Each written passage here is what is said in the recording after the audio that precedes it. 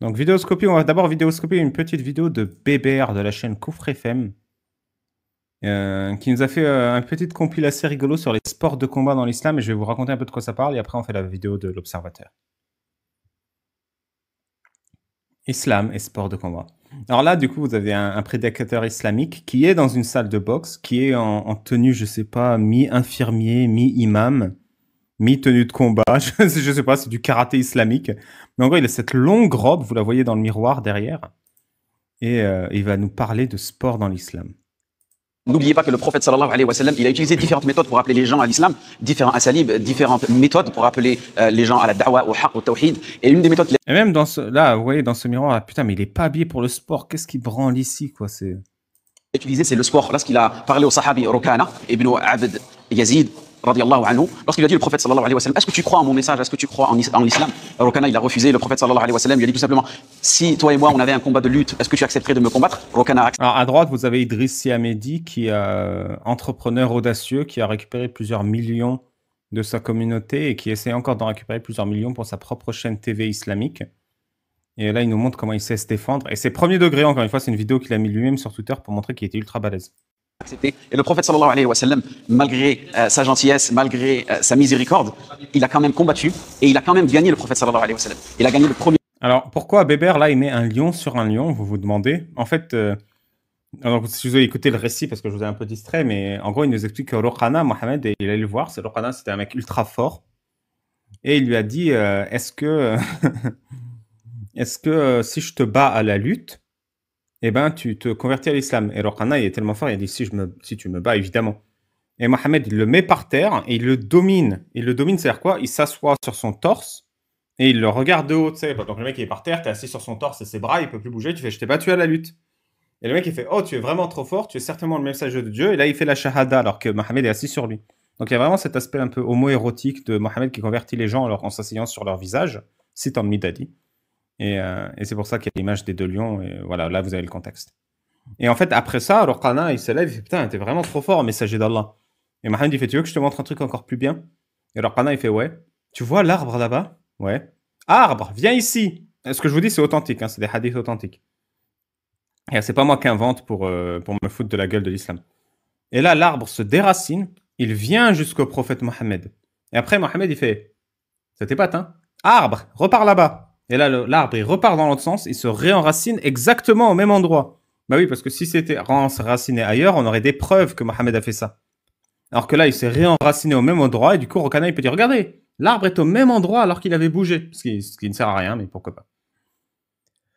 Et du coup, Rokana, il va voir les gens, il fait, non seulement le prophète s'est assis sur mon visage, mais en plus, il a fait bouger un arbre, il l'a remis à sa place. Et c'est la preuve qu'il faut tous se convertir à l'islam. Évidemment, personne n'a été témoin de ces deux scènes. Et voilà. Combat. Ensuite, le prophète sallallahu ensuite, Rukana radiallahu anhu, il a demandé de le combattre une deuxième fois. Le prophète sallallahu alayhi wa sallam, il l'a combattu une deuxième fois. Ensuite, il lui a demandé une troisième fois et il l'a combattu une troisième fois. Et le prophète sallallahu alayhi wa sallam a gagné tous ces combats-là.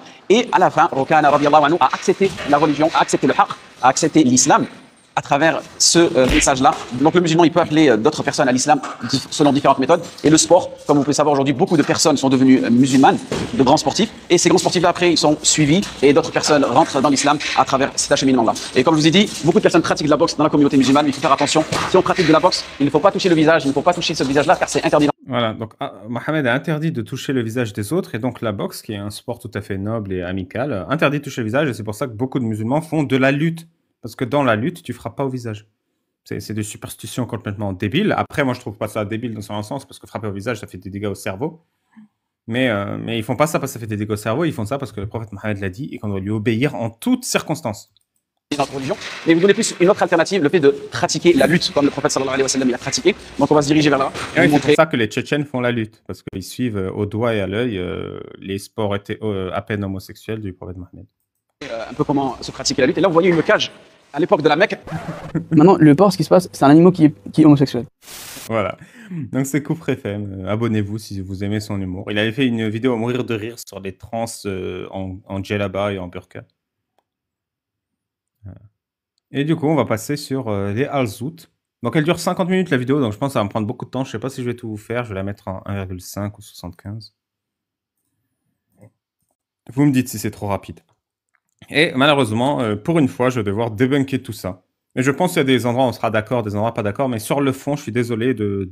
Je sais que vous fantasmez tous à l'idée de voir le prophète, le meilleur des hommes, se faire chevaucher par des noirs bien équipés. On fantasme tous là-dessus. Moi, j'y pense tous les soirs avec ma femme. Mais je vais devoir calmer vos ardeurs prophétiques. Votre foi, votre piété va prendre un bon coup de bourraque. C'est parti. Hadith étrange ou gharib en arabe. Et pour cause, cet épisode est incompréhensible, choquant, humiliant. Les imams et les autorités islamiques ont bien entendu tenté de cacher cette histoire et de supprimer les textes qui en parlent, des textes qui risquent de faire apostasier des millions de fidèles. Mais trop tard, ces hadiths, paroles et actes rapportés du prophète avaient déjà été publiés, imprimés et largement diffusés par les plus grandes maisons d'édition d'Arabie Saoudite, dont Darussalam, et traduits dans plusieurs langues. La boîte de Pandore a été ouverte, ces hadiths ont traversé les siècles et il est temps aujourd'hui de vous en parler. Je vous invite, avant d'écouter cette vidéo, à écarter les enfants, les personnes sensibles, car certains hadiths de la religion islamique peuvent être vulgaires, choquants, grossiers. Ce texte qui raconte un épisode troublant de la vie du prophète Mohammed se trouve dans un recueil de hadiths, le Musnad Ahmad ibn Hanbal, volume 3, page 365, hadith numéro 3788. Et il raconte, accrochez-vous bien, la nuit où le prophète Mohammed s'est fait monter, rukoub en arabe, dilaté, par des hommes du peuple des Al-Zout, des hommes décrits comme grands, fins, à la peau sombre. Toute la nuit donc, all night long, comme le chantait Lionel Richie. La vidéo originale est sur la chaîne de l'Observateur, 120 000 abonnés, 28 000 likes en un jour, 1500 commentaires. Rasulallah s'est donc fait monter par des grands blancs, avant de s'endormir, après cette performance, sur les cuisses de son ami et fidèle compagnon Ibn Masoud.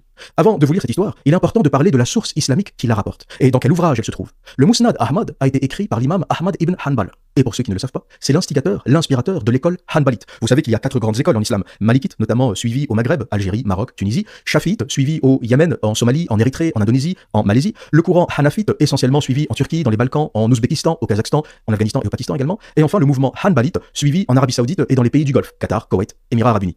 Donc l'auteur de ce recueil que je vous présente, l'imam Ahmad ibn Hanbal, mort en 855 à Bagdad, est une sommité dans le monde islamique. C'est un grand savant du hadith et du fiqh, et c'est surtout l'inspirateur, l'initiateur de l'école de jurisprudence, le madhab hanbalite, courant, comme on l'a dit, dominant en Arabie Saoudite et dans les pays du Golfe. Ça permet un peu de placer le contexte afin que vous puissiez juger de l'importance et de la fiabilité de la source que j'utilise. Cette histoire, aussi choquante qu'elle puisse paraître, cette histoire d'un prophète de l'islam qui se fait monter par des grands blacks dans le désert, n'est pas racontée par un banal critique de l'islam. Jusque-là, il a raison à 100%. En termes de source, tu peux pas réfuter Hanbal, c'est pas possible, genre... C'est un texte islamique qui est étudié dans le monde islamique quand tu es une autorité, une sommité, etc. Par un islamophobe ou un haineux qui souhaite salir le prophète et l'islam. Cette histoire est racontée et écrite noir sur blanc dans le Musnad Ahmad, un recueil de hadith écrit par l'un des imams les plus respectés du monde islamique, l'imam Ahmad ibn Hanbal. Mon ami, à ce stade, tu as sans doute compris que tu allais assister à un épisode légendaire sur l'histoire islamique et son sacré prophète, un homme plein de surprises. Alors installe-toi confortablement. L'image derrière, elle est à mourir de rire. Hein. Je la kiffe, le portrait là. D'ailleurs, à l'époque, on montrait pas nos visages. J'avais fait un truc comme ça où je regrette un peu, mais pas trop. J'avais mis Jésus musulman ici et les blacks, j'avais mis apostat kafir, moi, bébert. Et je l'avais partagé en privé. Et Yanis Apostat, cet enculé, il l'avait mis sur Twitter. C'était une blague privée, tu vois, je ne m'attendais pas. Parce que bon, c'est un peu dégradant pour JM, et du coup, je voulais pas faire ça, mais... Regardez ce sourire de mec qui est là, genre, je vais passer un bon moment. Souvenir d'une soirée endiablée au Guet Pinson, bar préféré de Berlin. Va te chercher un peu de gazouze, un peu de limonade, des pistaches, des cacahuètes, de la baklawa. Aujourd'hui, nous allons parler de la dilatation, du chevauchement, du rukoub, comme c'est écrit noir sur blanc en arabe, du meilleur des hommes dans la nuit noire. C'est là où il se trompe, mais je vais vous expliquer source à l'appui, je vais vous expliquer dans la mythologie islamique, je vais vous expliquer mon point de vue, qui peut être faux, hein, je vais vous l'expliquer même médicalement. Et malheureusement, et je vais vous expliquer aussi pourquoi il y a cette illusion que Mohammed s'est fait dilater par des mecs. Je vais vous expliquer tout ça et vous allez apprendre beaucoup de trucs à ce sujet, donc restez avec nous. Du désert d'Arabie. Source, Musnad de l'imam Ahmad ibn Hanbal, volume 3, page 365, hadith numéro 3788. Une édition Darussalam. Et d'ailleurs, c'est bizarre que je l'explique parce qu'effectivement, dans les commentaires, j'ai vu que il y a plein de gens qui disaient il n'y a pas un seul musulman qui ose réfuter ça, parce qu'effectivement, il a fait une défense en béton, l'observateur, mais malheureusement, la raison pour laquelle il n'y a pas un seul musulman qui réfute, c'est parce qu'il n'y a pas un seul musulman qui lit ces textes. Or, moi, j'ai lu quasiment tous les textes. Et donc, je sais pourquoi c'est écrit ça. Et je vais vous l'expliquer. Et je suis désolé de gasser la fête. Je suis désolé de vous dire que Mohammed s'est pas fait dilater le fion. Voilà, j'aimerais entretenir ce fantasme, mais voilà, je vais vous casser votre délire. Voilà. Grande maison d'édition saoudienne. Je vous mets à l'écran toutes les références et les adresses des showrooms de Darussalam à Riyad, à Médine, à Jeddah, si vous souhaitez vous procurer ce formidable recueil de hadiths, disponible aussi dans vos librairies islamiques partout en France et à Molenbeek en Belgique. Et pour ceux qui aiment lire sur écran, je vous mets également en description de cette vidéo le lien du PDF complet, le volume 3 du Mousnad Ahmad, édition Darussalam. Dernier point avant de commencer ma lecture de ce hadith et de vous raconter cette incroyable histoire, je vous parlerai à la fin de ce podcast de la classification du hadith et de ce que cela nous dit de la religion islamique et de la façon dont ce dogme est construit. Sans plus tarder, commençons notre lecture du hadith 3788 du Mousnad Ahmad. Ceci étant dit, n'hésitez pas à vous abonner à l'Observateur, j'adore beaucoup son contenu. Hanbal. Hadith rapporté par Abdullah ibn Masoud. Pour ceux qui ne le savent pas, Ibn Masoud est... Enfin, je dis j'adore son contenu. Depuis que je le connais, il fait que du contenu sur l'islam. Donc, j'adore son contenu islamo-critique. compagnon du prophète Mohammed, et il est aussi l'un des premiers musulmans de la Mecque à s'être converti, et l'un des tout premiers à réciter le Coran à haute voix et publiquement. Donc Ibn Masoud est aussi un personnage important de l'histoire et de la tradition islamique. Et voilà ce que nous dit ce hadith. Abdullah ibn Masoud a dit: le messager d'Allah m'a demandé de l'accompagner. Nous sommes donc partis jusqu'à ce que j'arrive à tel et tel endroit. Il traça pour moi une... Alors, il y a un commentaire faut que je réponde, c'est pourquoi les imams n'ont pas tout réécrit à l'époque. Et en fait, ça c'est une illusion. Les imams étaient les plus hautes autorités de l'époque. Ils ont tout réécrit, Laetitia. C'est ça que vous comprenez pas, c'est que vous partez du principe qu'ils se contredisaient pas entre eux. C'est pas ça, c'est qu'ils inventaient des trucs au fur et à mesure, et il n'y avait aucune contradiction. Tout est réécrit, tout l'islam est réécrit par des mecs que personne n'osait remettre en cause, les imams, les autorités religieuses. Vous voyez, vous croyez que c'est en fait, ils n'osaient pas remettre en cause et ils réécrivaient des récits. Non, ces récits n'ont jamais existé. Tous ces récits sont sortis de la tête des autorités religieuses au fil du temps pour servir leur intérêt personnel. Tout est réécrit. C'est une illusion, cette illusion de continuité, de sérieux. Une ligne au sol et me dit: reste là, à l'intérieur de cette ligne, et ne sors pas. Si tu sors, tu périras. Alors je restais à l'intérieur. Le messager d'Allah s'avança aussi loin qu'on peut lancer une pierre, ou un peu plus loin. Puis il mentionna des formes, des silhouettes, comme s'ils étaient les zoutes. Et on parlera un peu plus loin de qui sont les zoutes dans la tradition islamique. Ils n'avaient pas de vêtements, mais je ne vis pas leurs parties intimes. Et ils étaient grands et maigres. Voilà, donc ils étaient tout nus, mais on voyait pas leurs boobs. Il y a un autre récit que j'avais lu, je m'en souviens plus très bien, où il disait qu'ils avaient des très grosses boobs. Et c'est à partir de là qu'intervient la partie la plus problématique ou scandaleuse du hadith. Les zoutes vinrent et commencèrent à grimper sur le messager d'Allah. Et le prophète d'Allah se mit à leur réciter le Coran. Je vais faire une pause ici pour résumer ce qu'on vient de raconter. Donc le prophète Mohammed sort la nuit dans le désert avec son poteau Ibn Masoud. J'imagine qu'ils sortent se balader main dans la main. Moi ça me fume déjà, c'est ça, c'est... Ils sortent de quelque part pour aller ailleurs, dans le désert, pour aller nulle part. Genre c'est... Juste ça, c'est à mourir de rire. Genre, pourquoi vous êtes sortis dans le désert la nuit? Alors, tu sens qu'ils veulent créer une légende, mais qu'il n'y a pas d'effet déclencheur. C'est moi et mon pote, hey, tu dors? Non, viens, on sort dans le désert. Hein. Tu sais, c'est l'équivalent ridicule du tu fais quoi dimanche matin? Rien. Viens, on va s'asseoir dans l'herbe. mais c'est ridicule. Viens, on se promène dans le désert à minuit, là. Main dans la main. Déjà au début de ce hadith, on voit un truc un peu bizarre. Le prophète sort tout seul la nuit avec son poteau, son copain Ibn Masoud, dans le désert. Pour faire quoi? Je ne sais pas. Quand j'ai lu ça, j'avais l'impression qu'il racontait une virée au bois de boulogne. On est dans le désert d'Arabie, il n'y a pas de lumière, il fait tout noir. Toi, t'appelles ton pote Ibn Masoud, viens, on va se balader dans le désert. Déjà, je sentais que le hadith commençait mal. Première question qu'on serait à même de se poser: que fait le prophète Mohammed seul dans la nuit avec un autre homme, Ibn Masoud? Ensuite, le prophète trace une ligne au sol. Dans certaines interprétations, on trouve plutôt un cercle, parce que Mohammed, le meilleur des hommes, le prophète de l'islam, dit à Ibn Masoud: ne sors pas de là, ne dépasse pas cette ligne. Dans le désert, t'as compris qu'une ligne, ça n'a pas beaucoup de sens. Si tu veux circonscrire quelque chose, délimiter un espace duquel... J'imagine la légende qu'ils essaient de créer, mais ils sont super nuls pour écrire des légendes. C'est que le prophète allait faire un genre d'exorcisme dans le désert, et qu'il avait besoin d'un témoin, ou d'un assistant, ou je sais pas. Et c'est ça qu'ils essayent de créer dans l'imaginaire collectif, c'est que c'est normal d'aller exorciser des démons dans le désert quand t'es prophète. C'est ça, c'était de créer une légende autour des pouvoirs paranormaux du prophète qu'Allah lui a donné. Il faut aussi comprendre, et je pense que ça va vous aider à comprendre la suite, c'est que dans l'islam, le monde invisible paranormal, démonique, est extrêmement virulent, et le monde islamique d'Allah est extrêmement faible pour se protéger contre ça.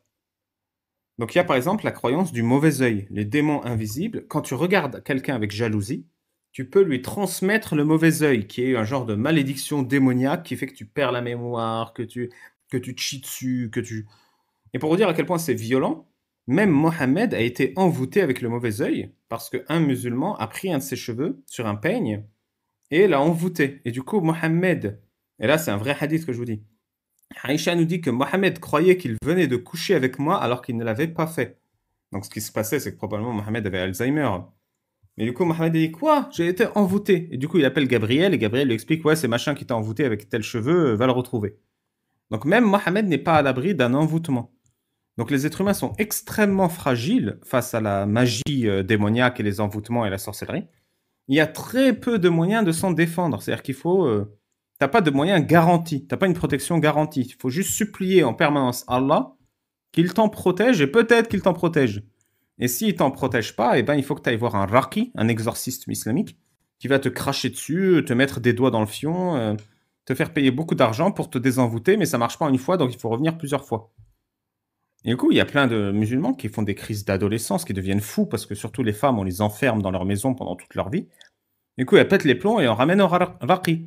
Et il y a même un mec qui est monté, qui m'avait témoigné qu'en Belgique, le raqi, il avait pris des câbles électriques, il a électrocuté la fille, il a fait non, c'est bon, il n'y a plus de démons en moi. Donc, il n'y a pas de santé mentale dans le monde arabe, il n'y a que des démons et des exorcismes, et c'est très très dur de se prémunir contre les démons.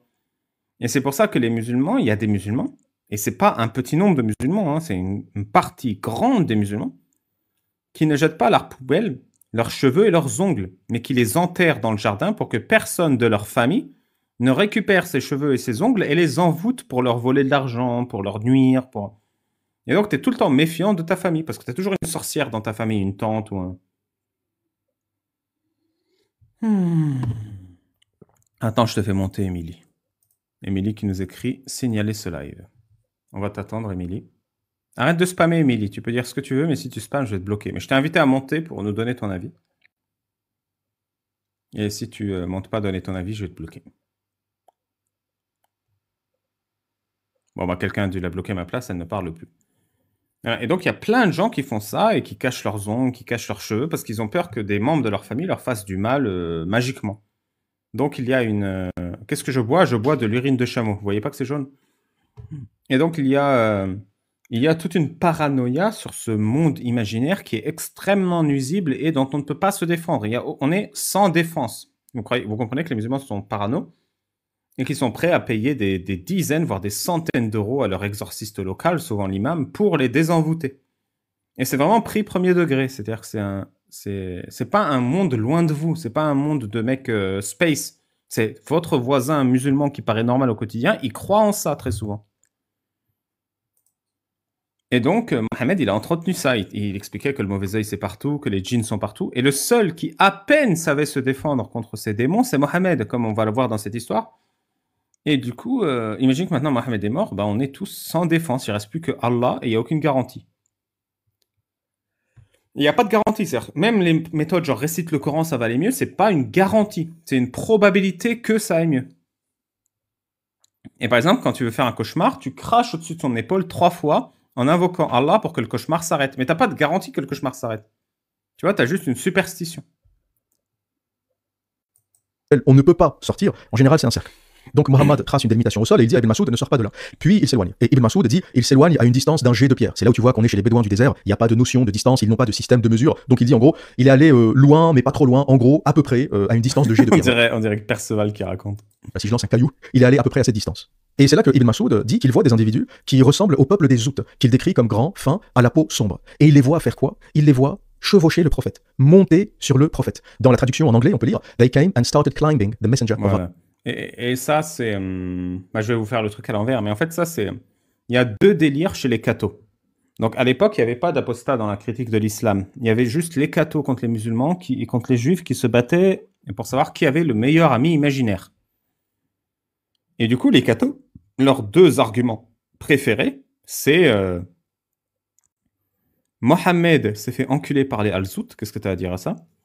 Et Mohammed est mort alors qu'il s'est fait trancher l'aorte. Or, le Coran dit que les prophètes imposteurs meurent en se faisant trancher l'aorte. Donc, Mohammed est un prophète imposteur selon le Coran. Et ça, c'est juste des arguments de cathos qu'ils adorent. Je ne sais pas pourquoi ça les fait bander. Et du coup, ils ont dit partout que ce hadith disait que Mohammed s'est fait enculer. Et moi-même, si j'avais envie, je dirais ça, mais c'est pas vrai. Ce qui se passe, parce que quand j'ai lu la biographie de Mohammed, je sais que Mohammed dit à des dizaines de reprises, que quand il a une expérience spirituelle, paranormale ou une révélation d'Allah, il a l'impression qu'on lui monte dessus. Et en fait, il y a 2 raisons à ça. La première, c'est qu'il était très probablement épileptique. Selon les récits, il se pissait dessus, il s'évanouissait, il perdait connaissance, il ronflait. Il avait l'impression qu'un démon du sommeil l'écrasait, ce qui sont tous des symptômes d'épilepsie en fait. Et le deuxième, c'est que quand il dit monter dessus, on a l'exemple très parfait de quand Gabriel le voit pour la première fois dans la grotte et qu'il lui dit « Iqra, lis ». Et Mohamed dit « Je ne sais pas lire ». Et là, Gabriel s'est allongé sur lui de tout son poids et l'a étranglé en lui disant « Lis ». Bon Émilie, vu que tu comprends rien, je vais te bloquer. C'est dommage. Et en fait, c'est ça, c'est que Mohamed avait dans ses délires qu'on s'est rallongé sur lui et qu'on l'écrasait et qu'il pouvait plus respirer et s'étouffer, ce qui est un symptôme médical en fait, et qui est un des délires de sa prophétie. Et donc, Gabriel s'allonge sur lui, les gens s'allongent sur lui, tout le monde s'allonge sur lui. Donc, quand Mohamed a une expérience paranormale, et je pense qu'il instrumentalisait quoi? Il instrumentalisait la paralysie du sommeil, le démon du sommeil, que tous les êtres humains peuvent avoir. C'est-à-dire, il y a un être humain sur deux qui a déjà expérimenté la paralysie du sommeil, qui est que tu as l'impression d'être réveillé, tu n'arrives plus à bouger ou à respirer, tu as l'impression qu'un démon s'assoit sur ton poitrine et t'empêche de respirer. Et après quelques secondes de paralysie, tu te réveilles et en sursaut et tu te rends compte que tu sais pas c'est quoi et tu as l'impression d'avoir vécu un truc paranormal. Et c'est expliqué neurologiquement ça, mais c'est quelque chose que beaucoup de gens expérimentent dans leur vie. Beaucoup. C'est-à-dire c'est pas un truc anodin. Enfin c'est un truc anodin. C'est genre 50-60% de la population l'a vécu au moins une fois. Et certaines personnes le vivent plusieurs fois. Et donc Mohamed disait ça, c'est les démons de la paralysie du sommeil. C'est comme ça que font les démons. Et du coup, c'est comme ça qu'il exprimait ses expériences paranormales pour faire genre, vous voyez, moi je confronte ces démons, je suis un héros, je leur tiens tête, je leur résiste, et je suis le seul qui sait les exorciser. C'est ça le délire qu'il crée dans sa communauté. Et ça marche bien parce que tout le monde a vécu ça. Donc tout le monde se dit, ce monde invisible existe vu que je l'ai moi-même vécu. Et Mohamed utilisait cette expérience tout à fait normale et naturelle pour en faire quelque chose de paranormal que lui contrôle. Et c'est pour ça que les démons s'entassent sur Mohamed, parce qu'un être humain, il a un démon sur lui, et Mohamed, il en a 7 ou 8, parce qu'il est plus fort que les autres. Et que du coup, les démons, ils doivent se mettre à plusieurs pour lui monter dessus, et l'empêcher de respirer. C'est ça la vérité. Et c'est pour ça qu'il y a Yarkaboun. Parce que ça, je l'ai vu dans des dizaines de récits, où Mohamed se fait monter dessus par quelque chose. Et c'est vrai que moi-même, je joue sur son homosexualité. Il y a plein de récits ambigus sur sa relation avec les hommes. Et celui-là, je suis désolé, n'en fait pas partie. À mon grand regret, je suis le premier qui regrette, mais c'est ça la vérité. Et s'il y a un médecin qui veut monter et nous parler un peu de la paralysie du sommeil et de l'épilepsie, je le fais monter avec plaisir. Mettez-moi un 7 dans le chat si vous êtes médecin ou neurologue et que vous voulez m'en parler un peu. J'aimerais avoir votre avis là-dessus. Voilà, et c'est ça que vous avez ici. C'est rien d'autre. Il ne s'est pas fait défoncer la rondelle. Une autre version, si vraiment on veut être honnête et qu'on part du principe, peut-être il s'est fait défoncer la rondelle. Ce récit veut dire qu'il se fait défoncer la rondelle de manière islamique. Moi, je vais vous expliquer pourquoi. Challenge, je peux pas te faire monter, fais une demande. Salut, ça va? Ouais, le live est encore... Louis, il y a trop de bruit derrière toi. Ah, parce que je suis dans un bar. Non, mais c'était juste pour dire que j'étais neurologue et mixislam. Je sais pas si ça passe de la part d'un neurologue.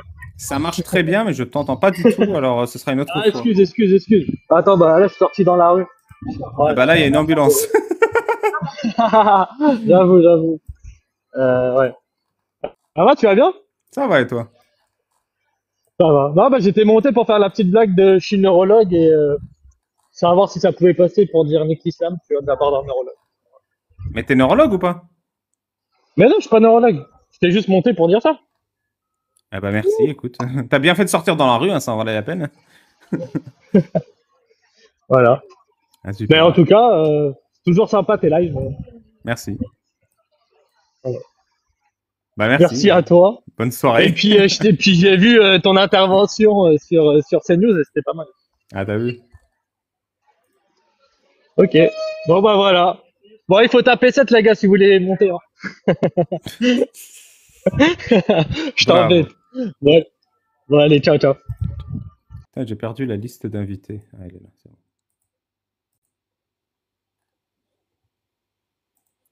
Alors voilà ce qui s'est passé du coup dans cette histoire. Allah. They came and started climbing the messenger of Allah. En arabe, Yarkabouna Rasulallah. Yarkabouna, il chevauche le prophète de l'islam. Et je pense qu'à partir de là, vous avez compris le caractère problématique de ce hadith. Maintenant, qui sont les zout ou les al-zout? Dans la tradition islamique, on les trouve décrits comme des populations venues du Sindh ou du nord de l'Inde, l'actuel Pakistan. Et le mot zout, c'est l'arabisation du mot sanskrit jat ou jat avec 2T, J-A-2-T. Et vous m'excuserez pour la prononciation, peut-être que certains d'entre vous maîtrisent mieux. Ah oui, le nom. donc l'autre histoire que je disais, c'est mettons que ce récit veut dire que Mohammed s'est fait monter. Bah, ça veut dire quoi? Bah, je vais vous dire pourquoi ce récit existe que chez l'imam Hanbal. C'est parce que l'imam Hanbal a été pris la main dans le sac en train de se faire monter par un esclave black, son amoureux. Et que du coup, pour justifier ça, il a inventé un récit où le prophète Mohammed se faisait monter par un noir, et c'était pas des noirs, c'était des djinns. Et il a dit à tout le monde, ce n'est pas un esclave noir qui me montait, c'est un djinn. Et j'étais en train de l'exorciser comme Mohammed exorcise ses djinns. Ça pourrait être la deuxième raison rationnelle de cette histoire. C'est que Hanbal s'est fait choper la main dans le sac avec des grands beaux blacks. Et du coup, bah, il a inventé une histoire pour justifier ça, que c'était un démon, c'était pas un vrai machin. Il avait tellement de charisme religieux, c'est des gourous, hein, que les gens l'ont cru, que c'était pas un black qui papa out, mais un démon. Voilà, c'est ça. Allez, la suite. Je ne sais pas si on dit zout ou zot ou zut, mais ça a peu d'importance dans l'histoire qu'on est en train de raconter. La substance de ce hadith, le fond de ce hadith, c'est qu'on nous explique quand même que le prophète de l'islam, l'envoyé de Dieu, s'est fait chevaucher par des individus grands, fins, à la peau obscure.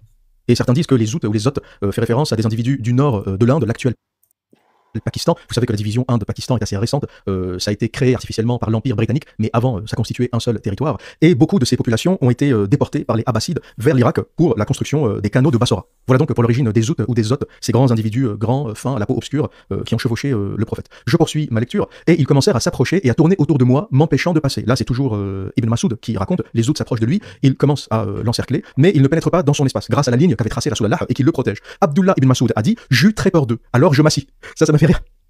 Ça m'a fait rire parce que comme il a vu ce qui était arrivé à Rasulallah, il s'est dit je vais m'asseoir pour protéger mes fesses.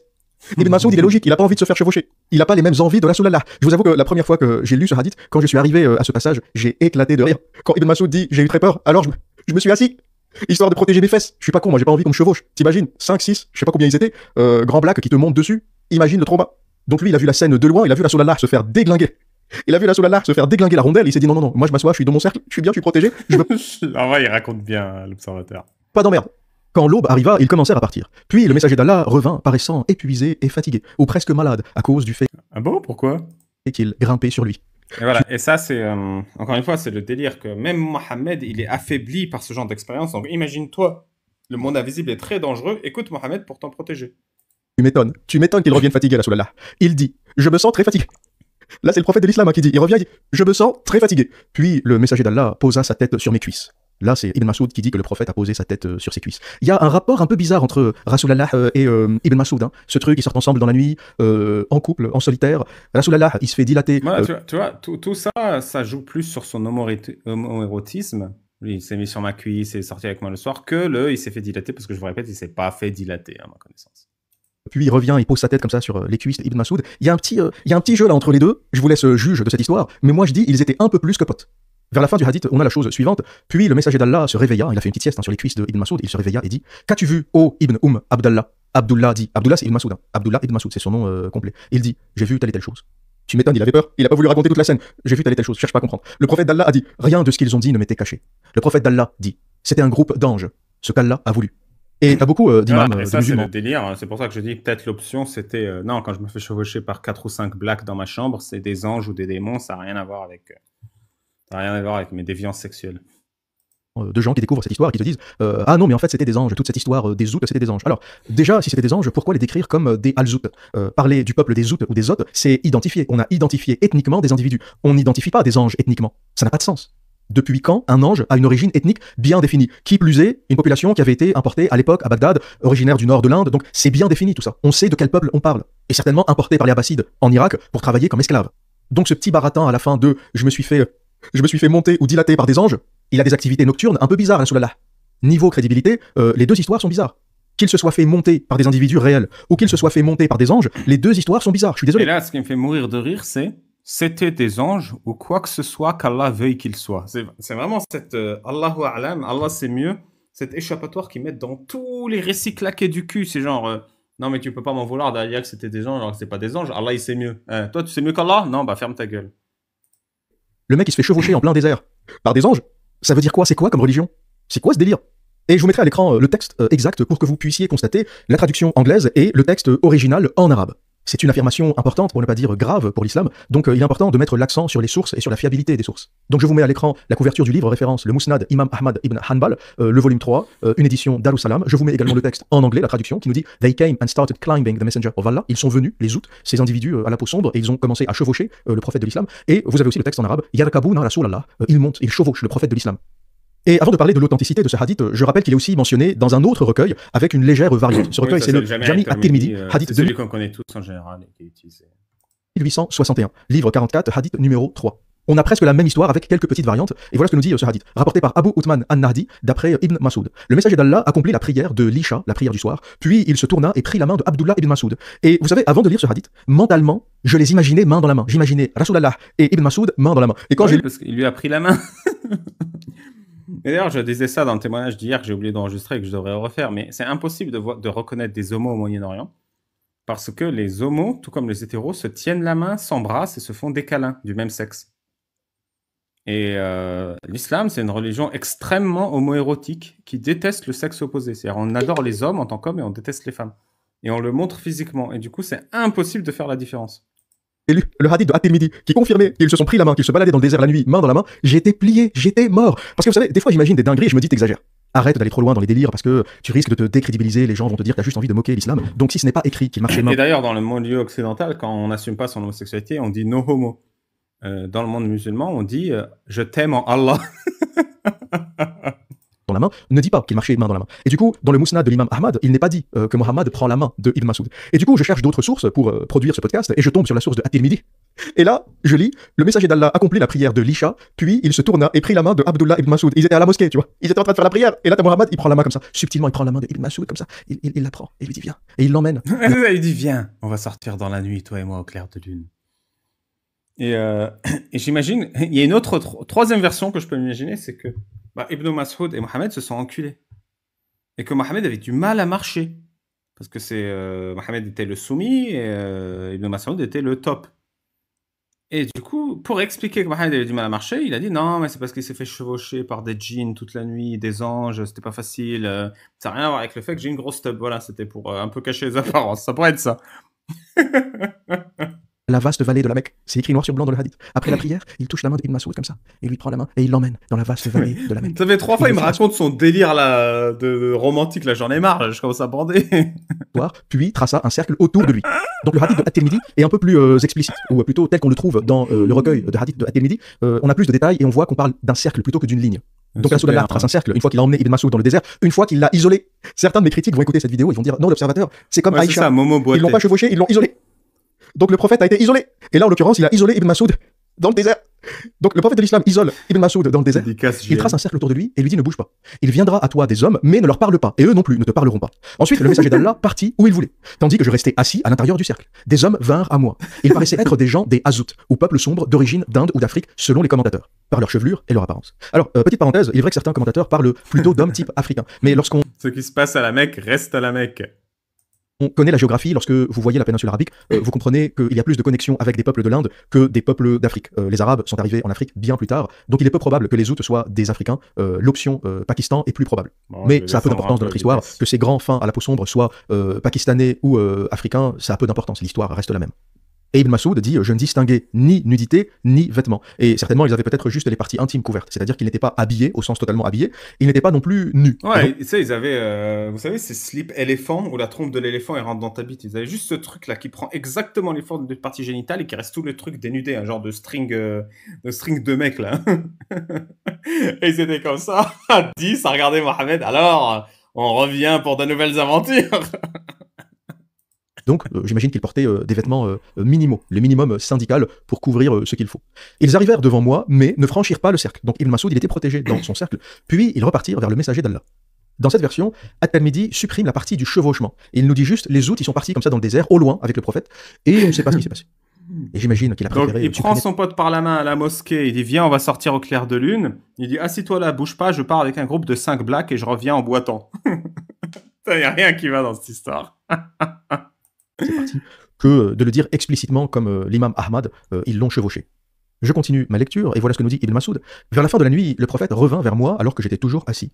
Il me dit, je suis resté éveillé toute la nuit, à veiller. Puis il entra dans le cercle, posa sa tête sur ma cuisse et s'endormit. Là on voit que les deux hadiths racontent la même chose, la version du prophète crevé qui revient comme ça du désert éclaté, tu m'étonnes.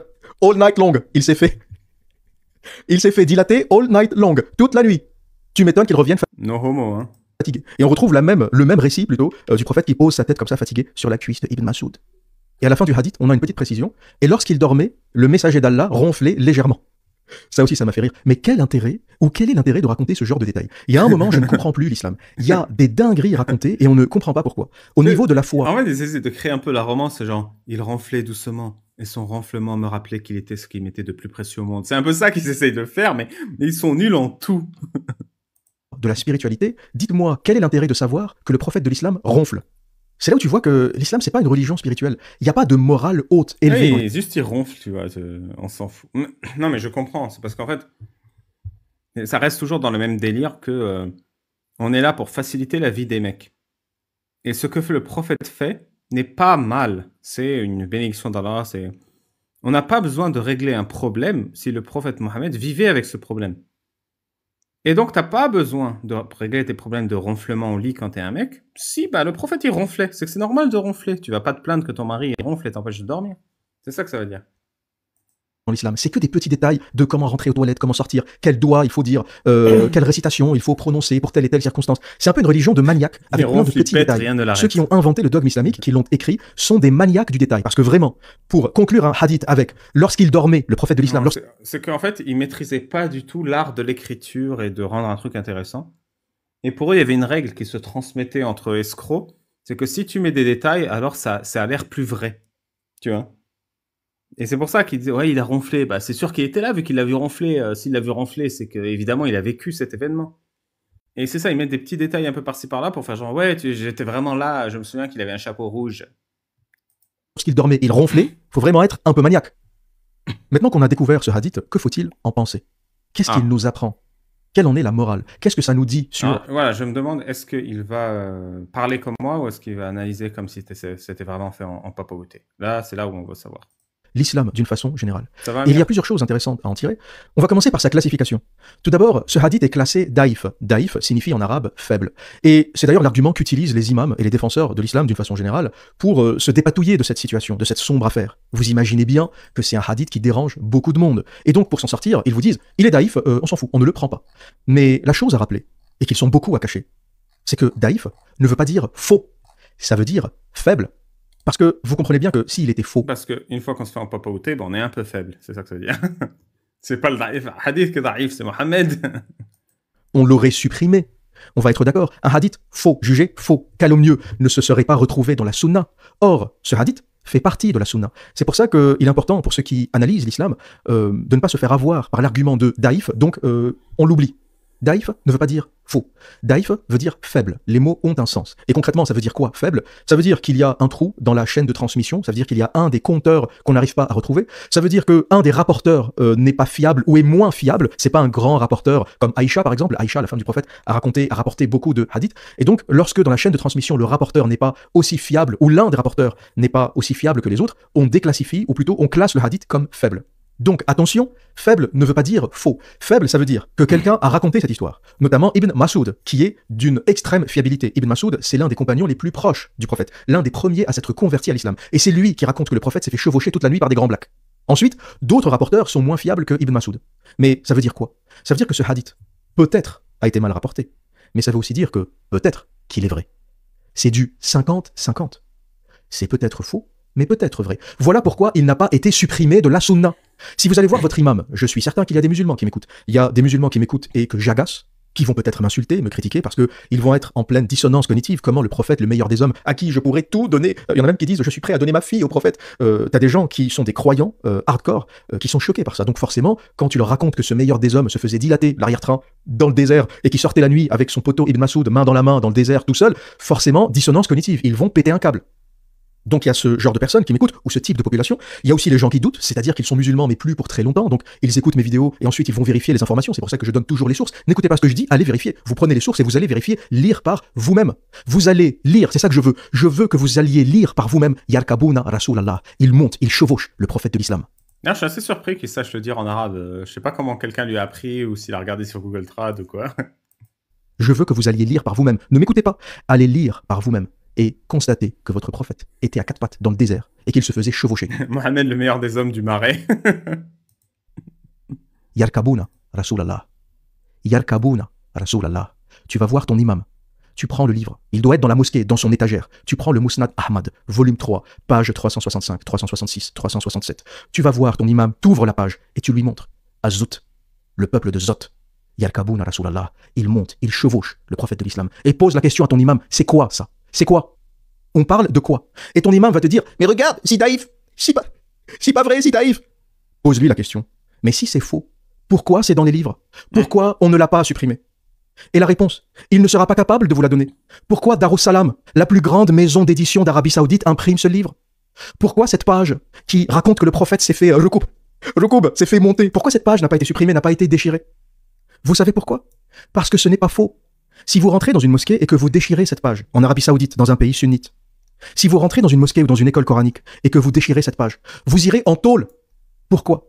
Parce que ce hadith, même s'il est daïf, même s'il est faible, même si on a des doutes sur la chaîne de transmission, il n'est pas faux. Il fait partie intégrante de la sunna. Il est dans les livres, dans les recueils de hadith de l'imam Ahmad ibn Hanbal. Il est dans les recueils de hadith de At-Tirmidhi. Il est dans la sunna, que ça te plaise ou pas. C'est écrit noir sur blanc dans des livres qui sont dans vos mosquées, dans vos écoles coraniques, que votre prophète s'est fait chevaucher toute la nuit, all night long, par des grands blacks. Ça te plaît? Voilà, bah, c'est ça la vérité, c'est ce que je dis pendant... ça fait 2 ans que je le dis. Hein. C'est que personne n'assume et personne remet en cause l'autorité. Et c'est ça qui est important dans ce hadith. C'est pas qu'il soit vrai ou faux. C'est que quand l'autorité dit, on ferme sa gueule. C'est ça toute la finalité. Oh, c'est bon, tu commences à me casser les couilles là. C'est pas des blacks, c'est des Indiens.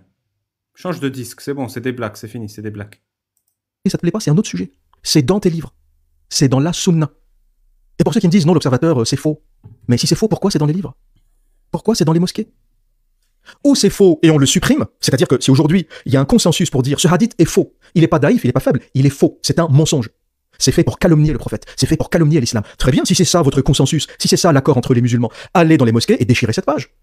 Si vraiment c'est calomnieux, si vraiment c'est une honte pour l'islam, si vraiment vous avez honte de ce texte, faites une pétition pour supprimer ce hadith. Faites une manifestation pour dire c'est honteux. Il faut supprimer cette page qui raconte que le prophète s'est fait dilater, chevaucher en plein désert. Il faut supprimer la page de At-Tirmidhi qui raconte que le prophète sortait main dans la main dans le désert comme s'il allait au bois de Boulogne avec Ibn Masoud juste après la prière. Un hadith qui te raconte, noir sur blanc, après la prière de l'Isha, la prière du soir, le prophète a pris la main de Ibn Masoud comme ça il a pris sa main, il l'a emmené dans le désert, viens Ibn Masoud, on va se balader la nuit dans le désert. Ibn Masoud il est là, qu'est-ce qu'on va faire? Et le prophète, tu verras, je peux pas tout te dire. Viens Ibn Masoud, on a fait la prière, on a pris les hasanat, maintenant il faut dilater. Et finalement, cette histoire va peut-être réconcilier l'islam avec la communauté homosexuelle. Parce que réconcilier l'islam et la communauté LGBT qui te condamne à mort. J'ai vu des mèmes très drôles passer sur Internet qui disaient LGBT for Islam, LGBT. Et pour revenir à ce que je disais, ça nous permet de comprendre quelque chose d'important au sujet de l'islam. Vous savez, je posais la question, pourquoi malgré ce hadith problématique, personne ne le critique? Il n'y a pas de pétition de musulmans qui disent il faut supprimer ce hadith. Il n'y a personne qui va dans les mosquées et qui dit moi je vais déchirer cette page parce que c'est pas normal. Une page dans un livre de la Sunna qui raconte ça sur le prophète, ce n'est pas normal. Pourquoi personne ne parle de chevaucher le prophète? Vous avez compris ça? Ou si tu lui dis comme ça, bismillah, bismillah mon frère, mashallah, voilà, tu lui sors tout le jargon islamique, bismillah, mashallah, regarde, mashallah mon frère, mashallah, le Sunna, qu'il soit saï, authentique, ou Hassan, que bien t'en fasse. Tu veux dormir sur la cuisse de ton copain, c'est ta vie. Moi, ça ne me dérange pas. Moi, je considère que l'homosexualité est une pratique qui relève de la vie privée, comme l'hétérosexualité d'ailleurs. Hein, dans ta vie privée, tu fais ce que tu veux. Moi, ça ne me dérange pas. Mais le problème, c'est que l'islam condamne l'homosexualité. Et ensuite, on nous raconte qu'on a un prophète qui se balade main dans la main avec son copain dans le désert et qu'il dort sur sa cuisse. D'ailleurs, on voit le prophète nu les fait salaire. Mais ils n'ont jamais caricaturé des grands blacks en train de condamner les caricatures de Charlie Hebdo. Mais personne ne condamne ce hadith. Aucun musulman ne vous dira il faut le supprimer. Pourquoi? Ça, c'est important à comprendre. Si vous avez compris ça ou si vous comprenez ça, vous avez compris l'islam. Le musulman ne critique pas l'autorité islamique. Le musulman baisse la tête face à l'autorité islamique. Le musulman se tait face à l'autorité islamique. Si tu dis à un musulman, ton prophète s'est fait dilater l'organe arrière, s'est fait dilater l'arrière-train par des grands blacks, il va t'insulter. Il va même peut-être te tabasser. Si c'est un psychopathe, il va peut-être même te planter avec un couteau. Mais si tu lui donnes le musnad de Ahmad ibn Hanbal, tu lui dis comme ça, bismillah, bismillah mon frère, mashallah, voilà, tu lui sors tout le jargon islamique, bismillah, mashallah, regarde, mashallah mon frère, mashallah, le musnad ibn Ahmad, regarde, ouvre la page 365, lis comment le prophète s'est fait monter par les zout, tagada, tagada, tagada, all night long. Il va rien dire. Il va fermer sa gueule. Pourquoi? L'autorité islamique. Quand c'est écrit dans les textes, le musulman se tait.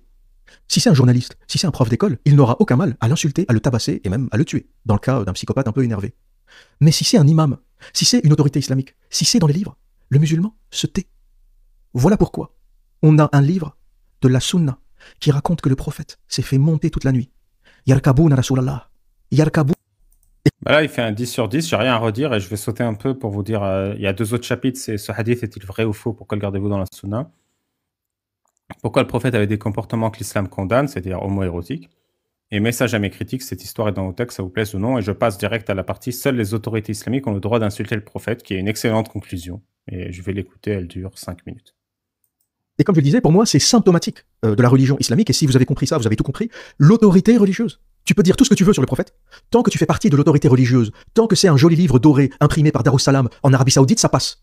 Mais dès que c'est Salman Rushdie qui raconte les versets sataniques, tout de suite, fatwa, condamnation à mort. Pourtant, Salman Rushdie a raconté un épisode qui est dans le Coran. Les versets sataniques, ça vient du Coran. C'est expliqué par Al-Tabari, Ibn Kathir, les plus grands exégètes de l'islam. Les versets sataniques sont dans l'histoire islamique. Pourtant, personne ne parle. Tant que c'est dans un livre imprimé en Arabie Saoudite par Darussalam, tout le monde. Donc ceux qui ne connaissent pas les versets sataniques, c'est Satan en personne qui vient voir Mohammed et qui lui murmure des versets du Coran à l'oreille.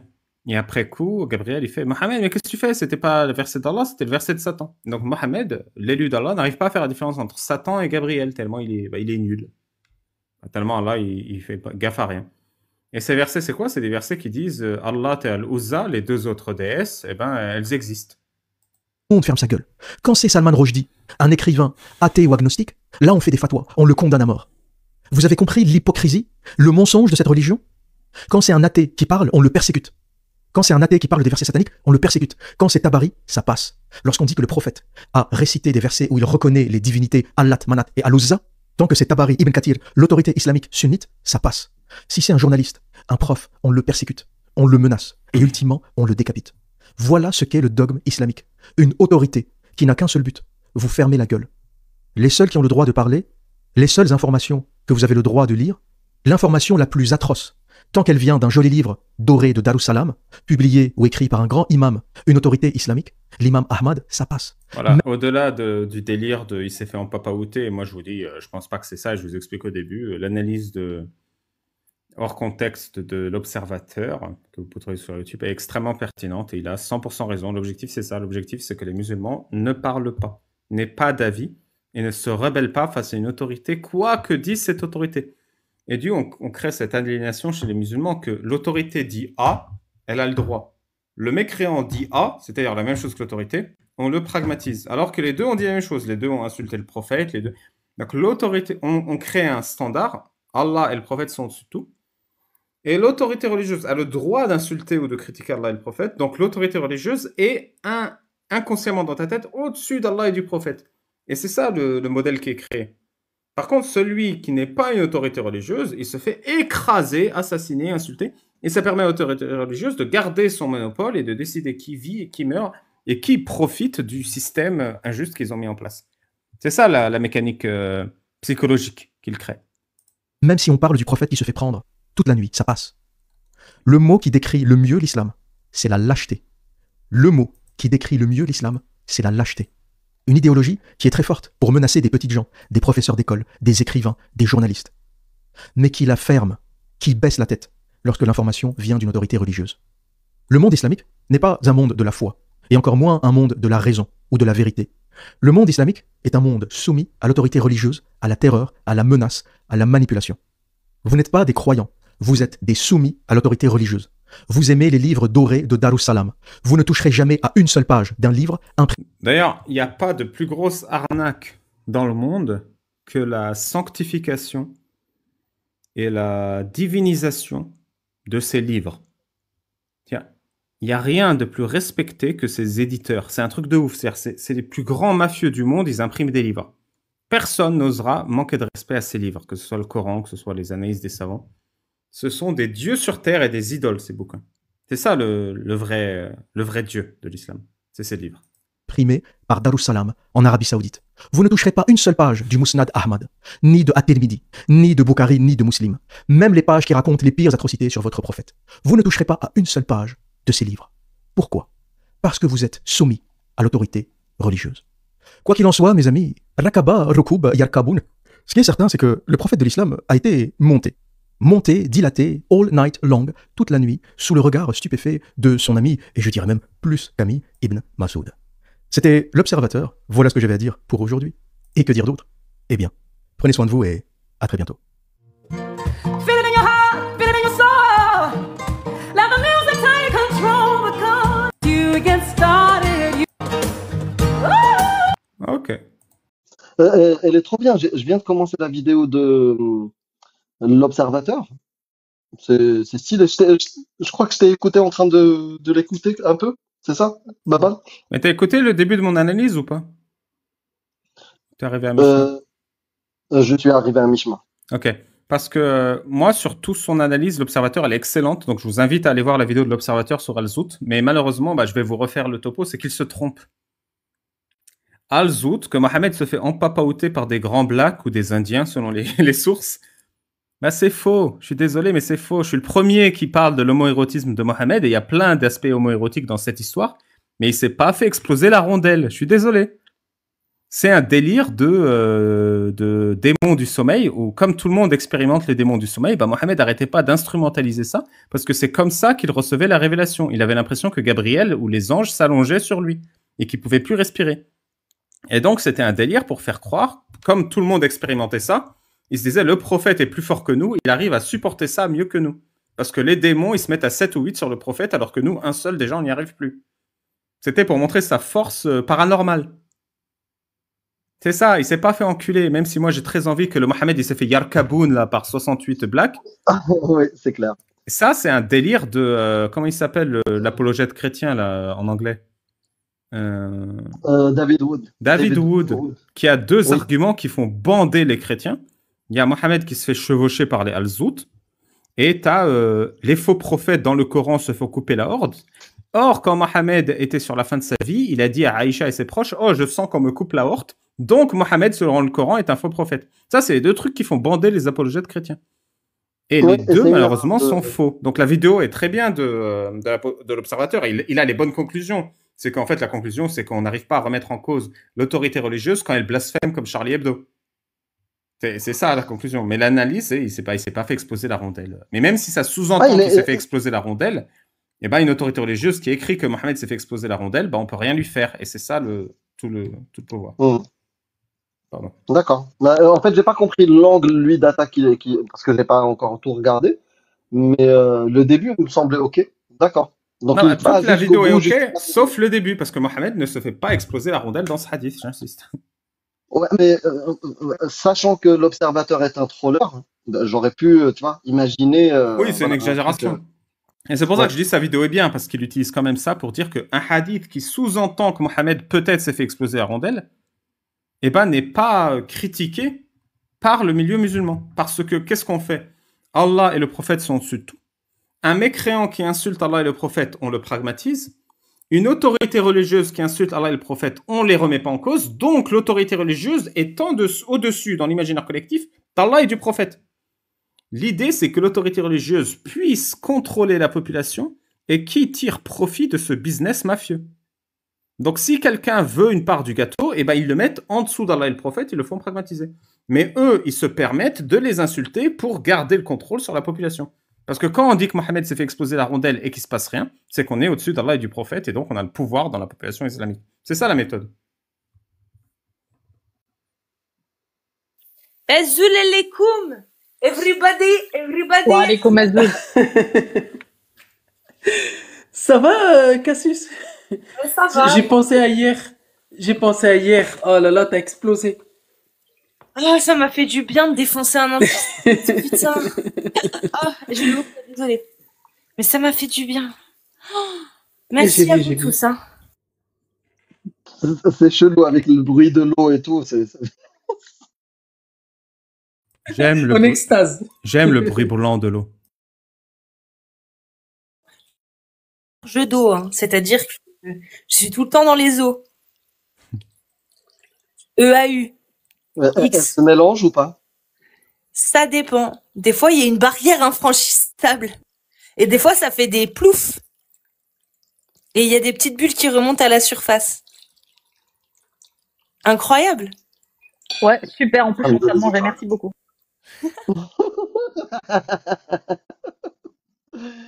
Ah, putain. Ouais, il te reste à faire tes ablutions. Sans toucher à la zone concernée. Alors, tu sais quoi? Je suis désolée, mais ça, c'est vraiment, vraiment, vraiment un a priori, un préjugé, hein, une idée reçue. Parce que là, moi, je rentre de chez des amis et je peux vous assurer qu'ils ont pris le Coran sans s'être lavé les mains, alors qu'on sort de table après avoir bu une poire, mangé un baba au rhum et siphonné une bouteille de chenin. Donc, je peux vous assurer que le Coran, il vous Avec fout pas modération. Avec modération, s'il vous avec plaît. modération. Mais le fait est que Allah n'a foudroyé personne. Une C'est fois, une idée reçue. quand j'avais 18 ans à peu près, j'ai un pote qui voulait lire le Coran. Et je lui ai dit, par respect, lave-toi les mains. Et il m'a dit, ok, il n'y a pas de souci. Il m'a dit, il faut se laver les mains. Il fait, non, d'habitude, il faut faire ses ablutions. Et après, on va dans le métro, on rentre chez lui, il veut me poser des questions sur le Coran. Et là, je prends le Coran. Il me dit, mais tu te laves pas les mains? Je fais, bah non, j'ai fait mes ablutions. Il fait, mais t'es rentré dans le métro, mec. T'as touché toute la crasse du monde, fais tes ablutions. Genre, même lui, il respectait le Coran plus que moi. Ça a fait un petit truc dans ta tête? À ce moment-là, t'as fait le ou Ouais, bah, à même ce pas? moment, j'ai bugué. Pourquoi il a compris mieux que moi le principe derrière la règle, tu vois? Oui. Mais parce qu'en fait, c'est pas du tout ça. Le prophète Mohammed, quand il dit de faire ses ablutions, c'est pas pour se laver les mains, sinon il aurait dit prenez de la saponine. C'est pas le fait de se décontaminer les mains, en fait. C'est juste un toc. Oui, c'est un lavage spirituel, on appelle Casus. Oui, c'est un toc. C'est ça. Alors que cet occidental, ce kharawij là, ce kharamiste, qui t'a dit ouais tu te laves pas les mains après être allé dans un métro, lui il voit juste le pragmatisme, se dire bah t'étais dans le métro mon ref, tu ramènes plein de bactéries, est-ce que ce serait pas mieux que tu fasses tes ablutions encore une fois? Mais comme le prophète Mohammed il avait pas cette vision, lui c'était juste un toc, bah forcément en fait tu peux faire ce que tu veux tant que c'est pas péter et aller aux toilettes, c'est bon. Dès que tu bois une poire, tu perds ton arabe. T'as dit Mohammed. Bonsoir, Jack. Azoul, Jack, Azoul. Azul, j'espère que vous allez bien. Ça va. Bonsoir, Jack. Je t'ai fait Salut, monter parce que t'as Jack. dit que t'étais pas d'accord, mais juste avant, j'ai un invité de Marc. Le rêve est surfait, t'avais quelque chose à dire?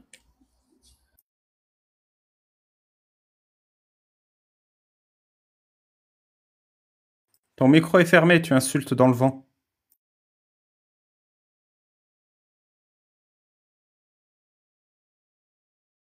Bon, bah merci pour ta visite. Tu peux redescendre dans le chat pour insulter. Bonsoir, Jack. Ouais, Azul. J'espère que vous allez bien. Oui. Moi, je suis sûr que tu veux parler de mindset fixe. Je pense. De quoi?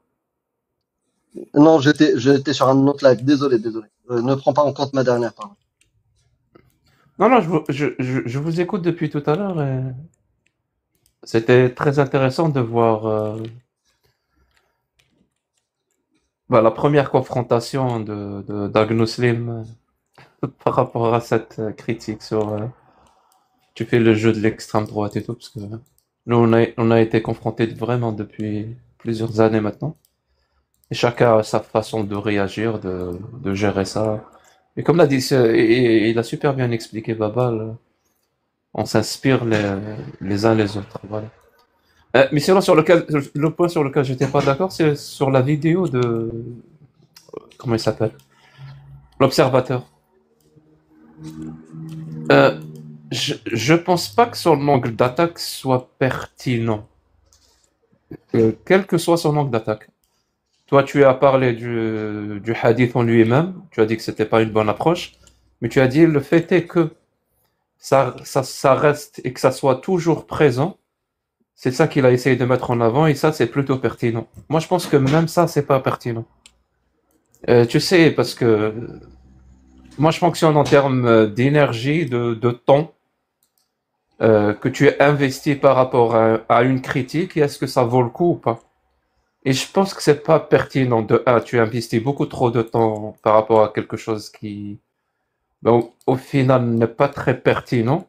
Et surtout, le fait que ça soit présent, ils peuvent te rétorquer très très simplement que c'est présent pour que les autres sachent que c'est un hadith faible. Et tu réponds quoi à ça? C'est-à-dire, ils te disent, on garde on garde absolument tout. On garde absolument toutes les traces de toutes les paroles, qu'elles soient faibles, qu'elles soient fortes et tout, comme une sorte d'archive générale. Et je suis désolé, mais ça se tient. Donc, dans tous les cas de figure, c'est pas trop pertinent. C'est trop de temps perdu pour ce que ça rapporte ce que ça rapporte en termes de critique pure de l'islam. Surtout comparé, si on la met en parallèle, avec d'autres types de critiques et d'autres approches ou d'autres hadiths. Voilà, c'est de ce côté-là. Je sais pas si c'est clair ce que j'ai dit. Hein. Oui, oui. Désolé, c'est pas clair. C'est très En clair. fait, le point, Si je puis- rapide, moi, c'est en 2 phrases. Le point que je ne comprends pas des fois, même si ça m'intéresse des fois de regarder ce type de vidéo sur ce type de hadith, c'est qu'il y a déjà suffisamment à boire et à manger dans le Coran, dans les hadiths sahih. Pourquoi aller, tu vois, sur ces textes-là? Voilà. Alors, moi, je rajouterais juste une chose, c'est que j'aime beaucoup l'Observateur et ses vidéos, je les écoute assez facilement parce qu'ils donnent beaucoup de sources, ils les expliquent, etc. Là-dessus, je reviens pas. Mais la première chose que j'ai pensé quand j'ai vu sa vidéo, c'est mais pourquoi 54 minutes pour ce sujet-là? Vraiment, hein. Je me suis dit pourquoi autant de temps sur ce sujet qui, en plus, comme tu l'as dit, un petit peu comme le hadith qui parle du prophète qui a dormi aux côtés du cadavre de la mère de Ali. Des gens disent que Le bavard. il a eu une relation sexuelle, alors que c'est pas du tout ça. On est bien d'accord, c'est pas du tout ce qui est écrit. Mais en fait, ça m'a fait penser à ça. Et du coup, j'ai pas encore regardé sa vidéo en entier. Je me suis endormie devant. Mais je ne sais pas le message qu'il a Je l'ai- voulu renvoyer réellement. je l'ai Mais le regardé sujet en en entier. lui-même. Non, je l'ai Ouais. regardé en entier. C'est vraiment, pour le coup, je suis désolé, l'observateur, si tu nous écoutes, mais c'est ce que je pense. Je pense que c'est une vidéo de 5 minutes tirée sur presque 1 heure. Oui, c'est 1 ça. heure à se répéter. C'est Il ça, est c'est ce que bavard, je me il est suis dit. Je me bavard. dis pourquoi 54 minutes sur ce sujet-là. Mais parce que oui, comme vous l'avez bien dit, c'est que si on veut être plus pertinent. Après, peut-être que lui, il avait juste envie de se faire un délire aussi. Hein. Peut-être qu'il s'est dit ah tiens ça c'est délire, j'ai envie de faire une vidéo dessus parce que peu de gens en parlent. Et puis voilà, il s'est fait son délire. Mais je vais la regarder quand même la vidéo parce que je sais qu'il donne beaucoup de sources qui peuvent être très intéressantes, même pas forcément sur ce sujet-là précis. Donc pourquoi pas quoi. Non.